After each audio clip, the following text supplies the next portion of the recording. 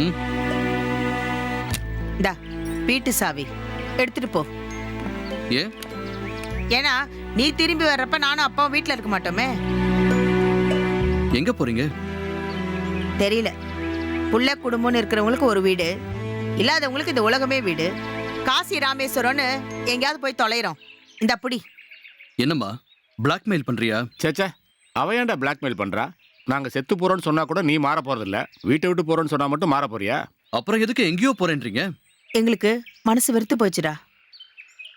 மாதவியோட சங்காத்தமே வேணான்னு சொல்றோம், நீ கேட்க மாட்டேங்கிற. கல்யாணம் பண்ணிக்கோன்னு சொல்றோம், அதே கேட்காம அடம் பிடிக்கிற.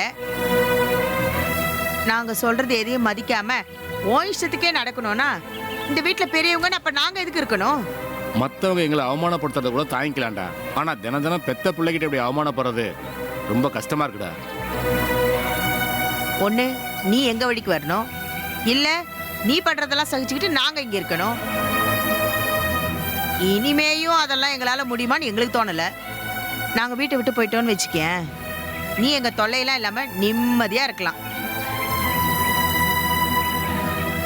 நீங்க என்னங்க சும்மா நின்னுட்டே இருக்கீங்க? நான் போய் துணிமணி எல்லாம் எடுத்து வைக்கிறேன். நீங்க அந்த ஈபி கார்டு பால் கார்டு எல்லாம் இருக்குல்ல, அதெல்லாம் எடுத்து அவன் கையில கொடுத்துட்டு வாங்க, நம்ம கிளம்புவோம். போதுமா? இப்போ நான் உங்களோட பொண்ணு பார்க்க வரணும், அவ்வளவுதானே? வரேன், நீங்க கிளம்புங்க, போங்க. டேய், இதெல்லாம் நீ மனசார சொல்றியா இல்ல? வரேன்னு சொல்லிட்டேன்ல, அதோட விட்டுருங்க, கிளம்புங்க. சரி இருடா, பழம் பூவெல்லாம் நான் எடுத்து வச்சிருக்கேன், நான் எடுத்துட்டு வரேன். இரு இரு, தள்ளுங்க.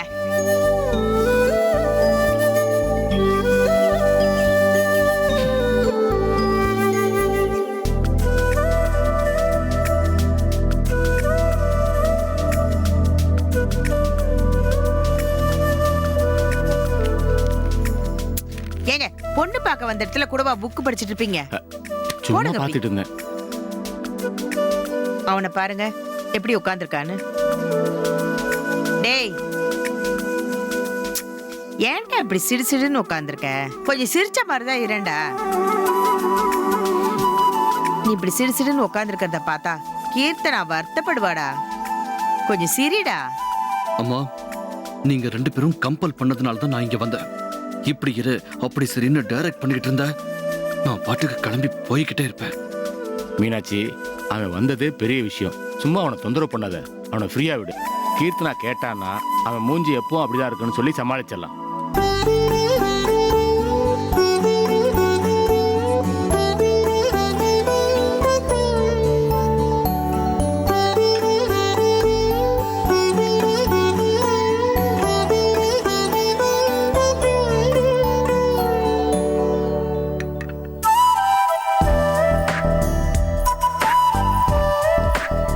உட்காருமா.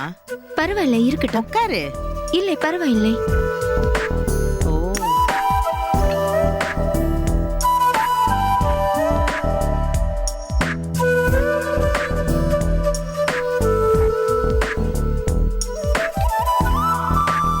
இன்னைக்கு ஆபீஸ்க்கு லீவ் போட்டியாமா?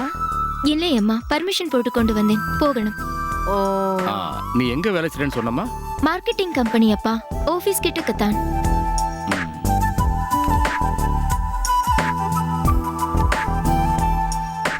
ஏமா, நீங்க பேசிக்க வேண்டியதானே?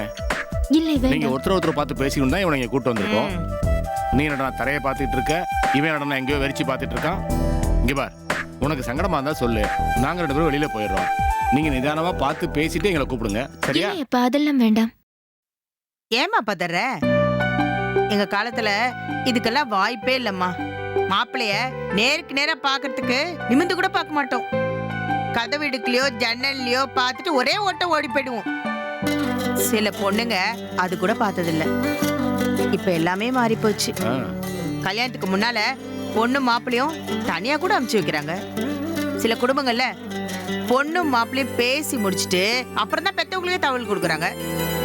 ஆனா நீங்க என்னடானா எங்களை விட மோசமால இருக்கீங்க. ரவி, உனக்கு கீர்த்தனா பிடிச்சிருக்கா? உங்களுக்கு பிடிச்சிருந்தா எனக்கும் ஓகே தான்ப்பா. உனக்கு அவளை கல்யாணம் பண்ணிக்க சம்மதமா? உங்க இஷ்டம் போல செய்யுங்கப்பா. எங்க இஷ்டத்தை விடுப்பா.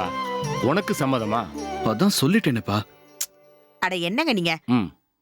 அவன் தான் சம்மதம் சொல்லிட்டான்ல, அதுக்கு மேல அவன் என்ன சொல்லுவான்?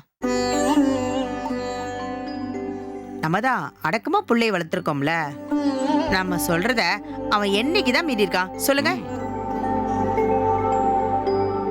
நீங்க மத்தத பேசுங்க பேசுங்க.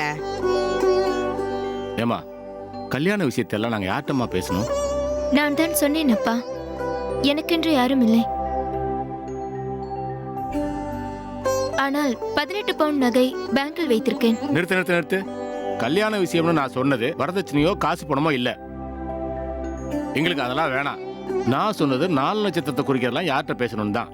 என்னோட அப்பா அம்மா ஸ்தானத்தில் இருந்து எல்லாமே நீங்களே முடிவெடுங்கள். ரொம்ப சந்தோஷமா.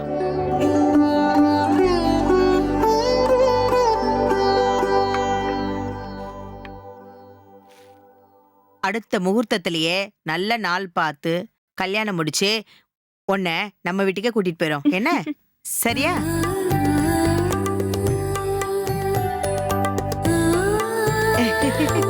வரட்டுமா?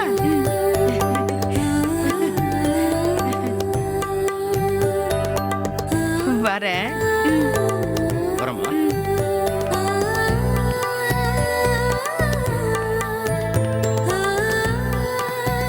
வரட்டுமா?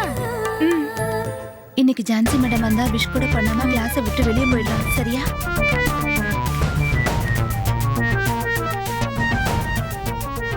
என்ன ஒரு ப்ரொஃபசர் வந்தா விஷ் கூட பண்ண மாட்டீங்களா? எந்திரிச்சு நிக்கணும்னு கூட தெரியாதா? எந்த டிசிப்ளினுமே கிடையாதா உங்களுக்கு? ஏய், எங்க போறீங்க? எங்க போறீங்க? ஏய் பூஜா, நில்லுங்க. எங்க போறீங்க? நான் பாட்டுக்கு கிளாஸ் எடுக்க வந்தா நீங்க எல்லாரும் கிளம்பி போனா என்ன அர்த்தம்? மாதவி மேடம் இல்லாத கிளாஸ்ல நாங்க யாரும் இருக்க மாட்டோம். நாங்க வெளியே வாக் அவுட் பண்ணிட்டு இருக்கோம். உங்களுக்கு அப்படியே கிளாஸ் எடுக்கணும்னு தோணுச்சுனா இந்த டேபிள்ஸ்க்கெல்லாம் எடுங்க. நாங்க உன்ன அடிக்கிற வெள்ள வச்சுக்காதீங்க மேடம்.